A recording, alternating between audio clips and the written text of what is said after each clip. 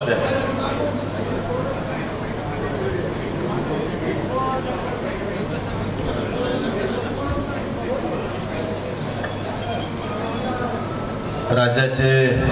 माजी मुख्यमंत्री तथा शिवसेना नेते आदरणीय उद्धवजी ठाकरे साहेब आज शेतकऱ्याशी संवाद साधण्याच्या कार्यक्रमात गेल्या 5 दिवसापासून या मराठवाड्याचा दौरा करत आहेत। आज आपल्या डेंगळी पिंपळगाव या गावामध्ये त्यांचे आगमन झालेलं आहे।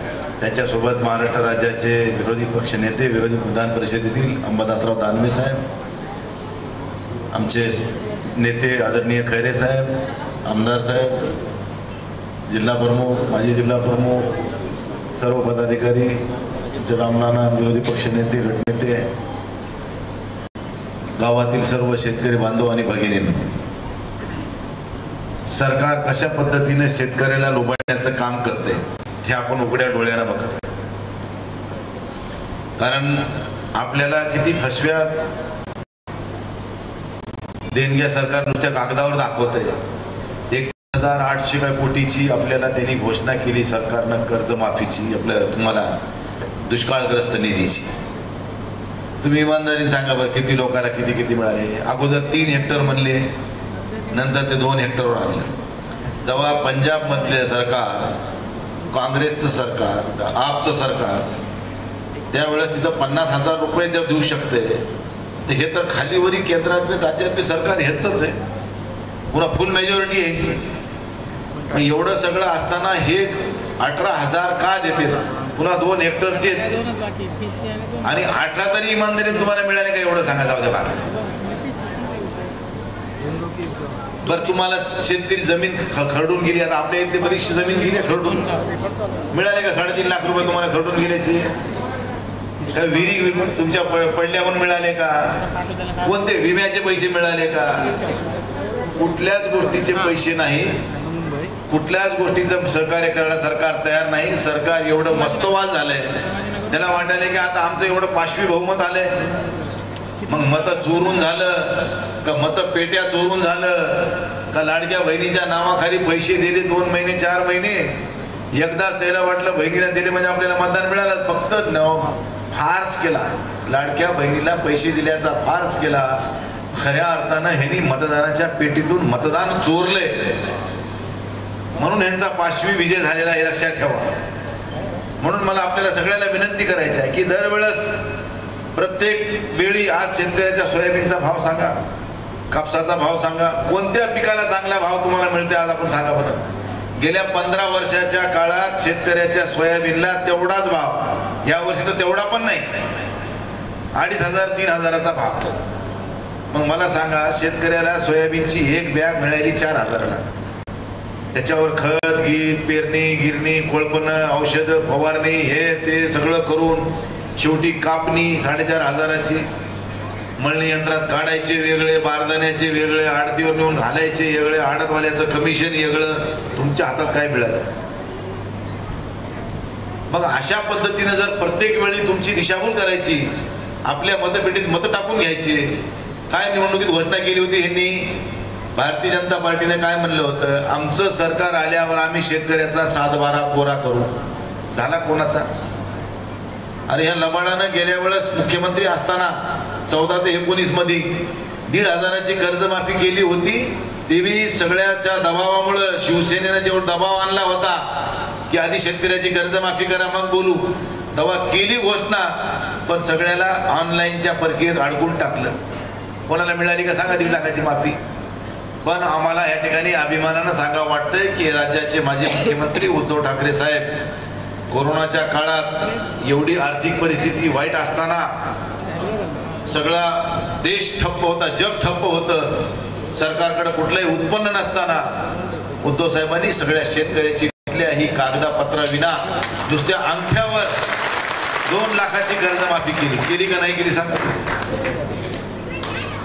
पुन्हा तेवढंच नाही, त्यावेळेस जी काही अतिवृष्टी झाली होती त्या काळामध्ये सगळ्या शेतकऱ्याचं 2 हेक्टर पर्यंत कर्ज शेतकऱ्याला 2 हेक्टरचं माफ केलं। म्हणजे कर्ज माफ करणे म्हणण्यापेक्षा तुम्हाला दुष्काळ दिलं, अनुदान मिळालं। हेक्टरी 10,000 रुपयाचं अनुदान होतं त्यावेळेस, 2 हेक्टरचं अनुदान या ठिकाणी 20,000 रुपये प्रत्येक शेतकऱ्याला सरसकट देण्यात आलं। ह्यांनी तर आता एवढी अतिवृष्टी झाली मोठ्या प्रमाणात, या ठिकाणी शेतकरी आज नेस्तनाबूत झालाय. आज खरीप गेलाय अख्खा, रबीची पेरणी करायला त्याच्याजवळ शेती सुधारायला पैसे नाही. अशा परिस्थितीत दिवाळी आम्ही शेतकऱ्याची गोड करू म्हणणारं हे सरकार, तुमची दिवाळी गोड झाली का इमानदारी सांगा बरं. मग ह्या लोकांनी फक्त तुम्हाला कोपराला गुळ लावून हान म्हणले आणि आपलं आपलं काम चालू आहे. अदानी अंबानी सारखे लोक मजेत आहेत, त्यांच्या मागे सरकार काही द्यायला तयार आहे त्यांना. मग आम्हाला का देत नाही? या देशाचा पोशिंदा शेतकरी असताना शेतकऱ्याला वेठी धरण्याचं पाप हे सरकार सातत्यानं करतंय. आणि आम्ही ह्या ठिकाणी ओरडू आमचे घसे कोरडे करू आम्ही रानामध्ये वनामध्ये दिवस रात्र आमच्या माता भगिनी भाऊ बंधू सगळेजण राबून आमच्या मालाला भाव मिळत नाही. दुष्काळात आम्हाला 2 पैशाचं सरकारचं अनुदान मिळत नाही. मग अशा सरकारला आम्ही वारंवार निवडून देण्याचं कारण काय? ते हे निवडून तुम्ही दिलं नाही, तुम्ही मतातून बरोबर केलं काय करायचं तर. पण मतपेटीमधूनच मशीनच जर हॅक केली असेल, मतदारच वाढवून जर त्यांनी मताच्या चोऱ्या केल्या असत्या तर तुम्ही तरी काय करणार? अशी गंभीर परिस्थिती या देशामध्ये निर्माण केली. ही आणीबाणी आहे, अघोषित आणीबाणी म्हणते तिला. कारण कोणी काही बोलायचं नाही, बोललं की त्याला मधी, आणि त्यांच्याकडे गेले की राजा हरिश्चंद्र पुन्हा लगेच. चोऱ्या करणारे सगळे त्यांच्याकडे. आता बघा 2-4 दिवस झाले, 8 दिवसापासून आम्ही रोज बघायला होतो. केंद्रीय मंत्री ते मोहोळ त्यानं त्या जैन समाजाच्या लोकांची जमीन हडपली. त्याचं प्रकरण चालू असतानाच परवा दिवशी अजित पवाराच्या पोरानं जमीन हडपली. आज लोकसत्ताला बातमी आली, विरोधी पक्षनेते माजी विरोधी पक्षनेते विजय वडेट्टीवारांनी आरोप केलाय की प्रताप सरनाईक शिंदे गटाचे मंत्री त्यानं काहीतरी 200 कोटीची जमिनीचा घोटाळा. म्हणजे ह्या लोकांना पैसे काही वाटत ना त्यांना. अरे शेतकऱ्याच्या खात्यात तुम्हाला 10,000 20,000 रुपये द्यायला पैसे नाहीत. आज शेतकऱ्याची तुम्ही चेष्टा करता. 5,000 4,000 3,000 2,000 विम्याच्या तर 300 200 500. म्हणजे अशी तुम्ही शेतकऱ्याची अवहेलना करून तुम्ही करोडो रुपयाचे घोटाळे करून माल हाणायला. जरा जनाची नाही मनाची तरी तुम्ही ठेवा. शेवटी कुठंतरी तुम्हाला फेडावं लागेल. खबर असे एवढे घंटेशाही चालणार आहे तुमची. विरोधी पक्षाच्या लोकांना बोलू द्यायचं नाही. त्यांनी आंदोलन केले की त्याला जनसुरता विधेयकाच्या नावाखाली त्याला नॉन बेलेबल ऑफिस खाली मध्ये घालायचं. म्हणजे इंग्रज गेले, मोगल गेले, इंग्रज गेले, आता हे तिसरी कोण आले कळलंच नाही आम्हाला. म्हणजे हे कवर आमच्या डोक्यावर मिळे रगडणार हे कळायचा मार्ग नाही. म्हणून माझी सगळ्यांना विनंती आहे, तुमच्याशी संवाद साधण्यासाठी उद्धव साहेब या ठिकाणी आलेले आहेत. काही शेतकरी बांधव आपल्या ह्या ठिकाणी भावना तुम्हाला काय वस्तुस्थिती वाटते ती जरा साहेबासमोर आपण विषद केली पाहिजे. तुमच्या गावातल्या कोणी एखादा शेतकरी 2 शेतकरी उठून बोला आणि वस्तुस्थिती काय आहे ती समोर येऊ द्या. म्हणजे साहेबाला बी कळेल की नेमकं काय चाललंय. आज उद्धव साहेब सगळीकडे रान पेटवायला लागलेत म्हणून सरकारला जाग यायली आहे. जर उद्धव साहेब फिरले नसते तर हे सरकार तुम्हाला आणखीन मी 2 पैसे बी टाकी तुमच्या खात्यात नाही, हे लक्षात ठेवा. म्हणून आपल्याला काय काय तुमच्या भावना आहेत त्या जरा आपल्याला उद्धव साहेबांना कळवायच्या. कारण उद्धव साहेब उद्या तिकडे मुंबई जाऊन पुन्हा त्याच्यावर एक मोठं आंदोलन उभं करायचा प्रयत्न करणार आहेत. आपल्याला परवाच बातमी कळली असेल की शेतकरी आपल्या भागातले तहसीलदार साहेबाकडे गेले असताना तहसीलदाराची भाषा काय होती ऐकली ना तुम्ही? जा मुख्यमंत्र्याला पैसे मागा. म्हणजे तहसीलदाराने ही भाषा करावी का? आणखीन पंचनामे नाही झाले शेताचे, आता काय ढेकळाचा पंचनामा करणार आहेस का? आता पंचनामा करायसाठी राहिले काय? आता रबीची पेरणी करायसाठी लोक वावराने गेले. साहेब आज लोकसंख्या कमी असल्याचं कारण थोडं की लोक सगळे शेतीच्या कामात. आणि गावामध्ये एक व्यक्ती सध्या सकाळी दुःखद निधन झाल्यामुळे सगळ्या त्याची सावडायचा कार्यक्रम होता काल वारल्यामुळे, त्यामुळे बऱ्याचशा अडचणी समोर आल्या. परंतु लोकभावना ही तुमच्या पाठीशी आहे.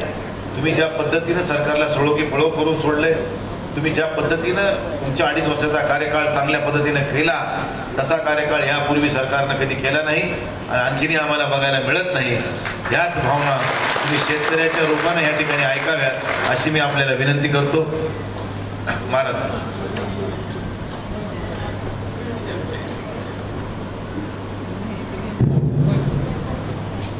शिवाजी महाराजांनंतर प्रथमच शेतकऱ्यांच्या बांधावर नाही तर गावात येऊन शेतकऱ्याची दखल घेणारी, शेतकऱ्याचे हितचिंतक सर्वांचं आमच्या गावात मनपूर्वक अभिनंदन. माझ्या 75 वर्षाच्या आयुष्यात शेती, शेतातील पिकं आणि शेतकरी न भूतो न भविष्यती एवढं त्याचं प्रचंड अतोनात नुकसान झालं आहे. त्याची ही नुकसान भरपाई या सरकारच्या तुटपुंज्या मदतीनं कधीही भरून निघणार नाही. त्याने घोषणा तर तोंड भरून केल्यात, पण अद्याप शेतकऱ्याच्या हातात आणि 5 रुपये सुद्धा पडले नाहीत. शेतकऱ्याची रब्बी पेरणी महिना झालं लेट झाली आहे.